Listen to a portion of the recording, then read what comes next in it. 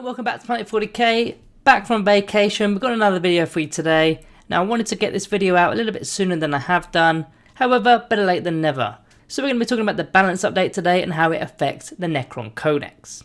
Now there's lots of effects that are going to happen to the Codex. Some of them are more subtle than others, they might not be as obvious, but we're going to go through some of the changes and some of the effects it's going to have on the Codex today. So to begin the video we should probably go through the main features of this balance update, and then we'll talk about the good and the bad afterwards. So the first one is an ability called Armour of Contempt. Now it relates to Space Marine units, Chaos Space Marine units, Grey Knight units and the Sisters of Battle. So there's 4 key factions there that it's going to relate to. And basically if you're targeting any units within those factions, you're going to worsen your AP of your weapon by 1. So if you're using a Gorse Flayer for example, which is -1 AP usually, it will go down to a 0 AP weapon against those certain 4 factions. So that's the main gist of Armour of Contempt. There are some little bullet points that relate to their storm shields and things like that, but we don't really need to go into that. The main thing to remember here though, if you're going against those units, you're going to worsen your AP by 1. Now the second main ability here is the Bodyguard ability. Now in the Necron Codex we've got 3 Bodyguard units. The first is the Lich Guard, which bodyguard nobles. The second one is the Cryptothralls, which bodyguard the Cryptek models. And the third is from the Saltec Code, which is Vargon Oberon, who bodyguards Nemesis Andrek. Now all 3 of those are going to have slight changes to their bodyguarding abilities. Now previously you just simply could not fire your range attacks against those units if you got that bodyguarded unit within 3 inches of that character model. So if you got Lich Guard that were within 3 inches of the noble model, you couldn't fire any range attacks against our noble model whatsoever. Now this has changed. Now it says the character can use the Lookout Sir ability even if there's only 1 model within that 3-inch bubble. So this has drastically changed a lot of things. So we're going to be talking about that later in this video, the good things to that as well as the bad. Now there are some more balance updates with other factions. Astra Militarum had some codex changes, Custodes has some changes. We'll probably talk about 1 or 2 of them at the end of this video, but for now let's talk about the good and bad points about those 2 main abilities we spoke about already, Armour of Contempt and Bodyguard. So Armour of Contempt, as we already mentioned, it's going to worsen our AP by 1. So your Gorse Flayers are going down to 0 AP weapons, your Gorse Reapers are going down to -1 AP weapons as opposed to -2 AP weapons, and you can pretty much get the picture throughout the entire codex. Everything's going down by 1 AP against those factions. Now there's a few key things to consider when we're talking about this kind of stuff. The first one is how the Gorse weapons compared to the Tesla weapons. Now previously the Gorse weapons were slightly better. The Tesla weapons usually get more hits, but because of the lack of AP, they tended to not do as much damage against the more elite factions, Space Marine being an obvious example. The Gorse weapons were just an easy option to take when you're going against Space Marines. When you're going against factions that have got a low armor save, that was when you bring out the Tesla. Now in fact it's almost equal, and the reason for this is as follows. Now I'm just going to use a very standard example here. There's lots of different other examples that will go either way, but for this I'm going to take Space Marines. So let's take 10 Immortals going up against a standard toughness 4 Space Marine unit. So if you're 10 Immortals using the Gorse Blasters within rapid fire range, so that's 20 shots, you can expect 2.2 dead Space Marines from that Gorse Blaster array. And that's simply because it's gone down to -1 AP as opposed to -2 AP. Now if you're using the Tesla Carbines with those guys, that's again going to be 20 shots. You're going to get more hits this time. You can't worsen the AP because it's already on 0, so it can't be any worse. And you're going to get around roughly the same amount of dead models. You're going to get 2.2 dead Space Marines, which is identical to the Gorse Blasters. Whereas if those Gorse Blasters actually kept their -2 AP, then you're roughly getting around 3 dead Space Marines as opposed to 2.2. So it was slightly better than the actual Tesla Carbines, but only just. Now it's identical. And bear in mind that's when they're firing within rapid fire range. If they're not within rapid fire range, then the Tesla Carbines are actually better. There's plenty more examples within the Codex that you can consider. But Tesla now isn't the worst option. It used to be pretty bad against Space Marines in particular. Now it's actually the same. Now there are ways within our codex to negate this new ability, and one of them is from the Dynasty codes. Now if you're playing the Mefrit Dynasty or the Novak Dynasty, both of them have an ability where it's an extra -1 AP. So if you're within the Mefrit Dynasty, if you're shooting within half range, you get the extra -1 AP that way. Or from the Novak code, in the first fighting round, they also get the extra AP there. So that will effectively negate that worsening of the AP from our weapons. Now you could argue that that's also a bad point because that's their party trick, having the extra bit of AP now being redundant, but if you do take the other codes, you're going to have that worsened AP anyway, so it is a way of negating it. I think the Novak code fares slightly better than the Mefrit code in this situation, because the Novak Dynasty, they want to get the charge off, they want to get close and personal, whereas the Mefrit Dynasty Okay, they can fire at half range, but do they want to be firing at half range? That isn't always the case. It's going to be bringing your models closer to your opponent's units, and therefore maybe trapping your guys in combat, which is not where you want to be if you're playing the Mefrit Dynasty. Now another way of assisting this is from the stratagems, which is Solar Pulse. Now this isn't a direct way of dealing with it because Solar Pulse actually removes light cover.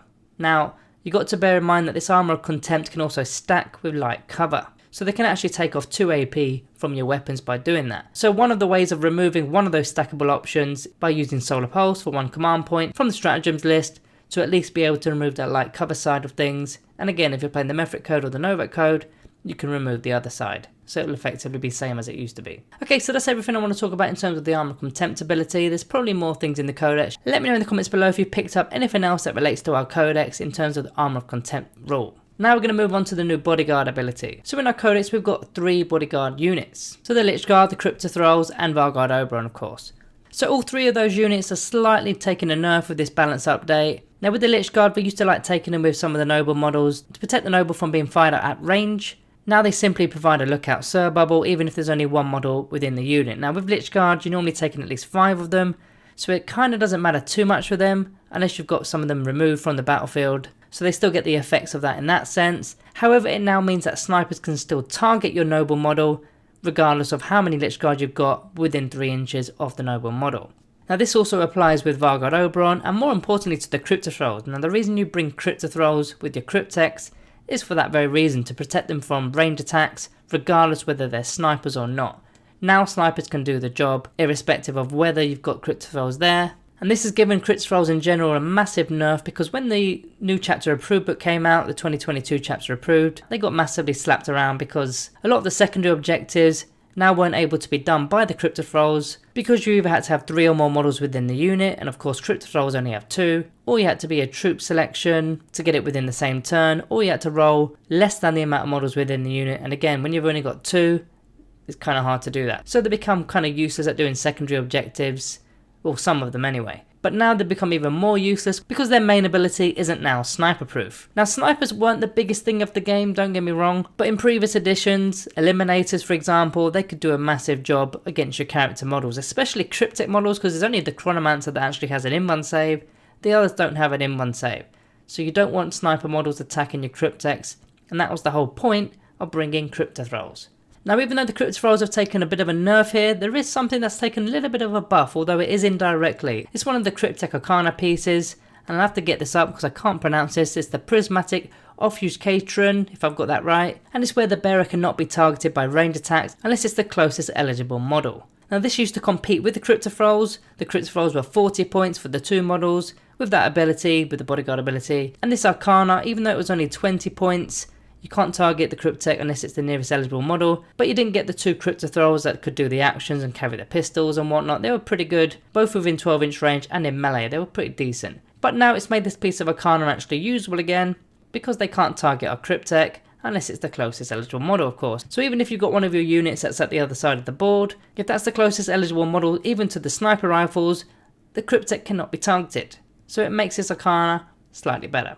Now this does work both ways. We've also got a sniper unit within our Necron Codex and it's the Death Marks. Now they've probably taken the biggest buff within all of this, which is the fact that their weapons ignore the Lookout Sir ability with their Synaptic Disintegrators. So that means any bodyguards that are protecting enemy characters can now be got at with our Death Marks. So it kind of swings and roundabouts. We've all got snipers in our codexes, we've all got bodyguards within our codexes, but it has boosted our snipers and slightly nerfed our bodyguard units. So that's the bodyguard abilities dealt with. I just wanted to touch on a few other things within this balance update that you may have not spotted. So the first one being from the Astra Militarum section. They've got the new ability Hammer of the Emperor. This is where if they're all within the same regiment, if they hit on a roll of a 6, they automatically wound the target. Now you might not see this as a massive deal, but if you consider a 30-man conscript squad from the Astra Militarum Codex, they all carry las guns which are rapid fire 1, strength 3, no AP 1 damage. So within 12 inches that will be 60 shots. Now it is only strength 3, but it doesn't matter. If they get 6s to hit, they're automatically wounding. Now if they're firing at our vehicles with a quantum shield ability, it's not going to matter because they've automatically wounded the model. So those conscripts are going to have 60 shots,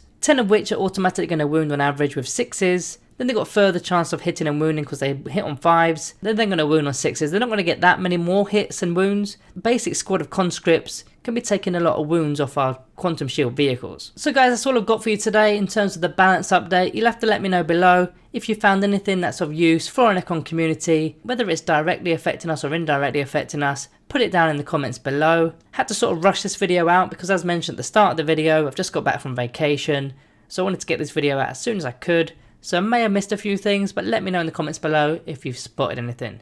Also remember guys, like and subscribe and all that good stuff. Thank you all for watching. I'll see you next time.